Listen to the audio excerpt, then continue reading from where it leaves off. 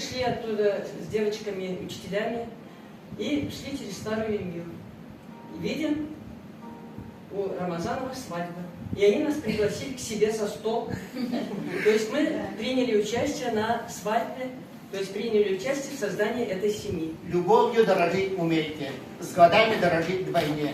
Любовь не вздохи на скамейке и не прогулки при луне.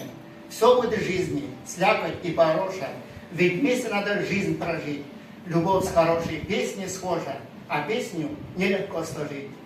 Вот эти 50 лет, они так незаметно прошли, я даже сама удивляюсь иногда, даже не верится, что мы уже живем 50 лет. И как будто 5 дней все это прошло, и я тоже благодарна Богу, ведь не зря говорят, что браки совершаются на небесах. Да, ведь мы предполагаем, а Бог располагает.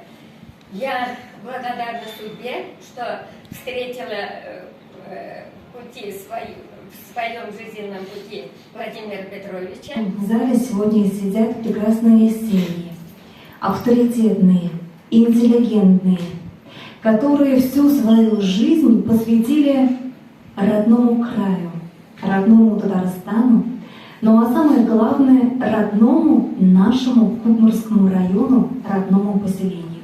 Забота, любовь, поддержка, опора — все эти слова вам знакомы не понаслышке, и вы через года смогли пронести все эти качества, поддерживая, любя друг друга все эти годы. 50 лет сказать легко и просто.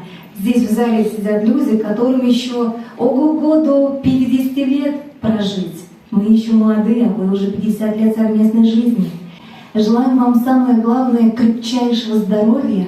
Дай Бог долгие годы еще прожить вместе в любви и согласии и быть верны тем клятвам, которые вы только что озвучили, говоря, что еще готовы лет 50 прожить вместе.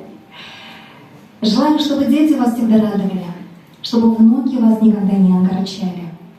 И дай Бог, что ваши дети смогут стать достойной заменой, достойными вас.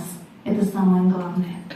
И самое главное, вам крепчайшего здоровья, мирного неба над головой, чтобы на душе было спокойствие и радость каждое утро.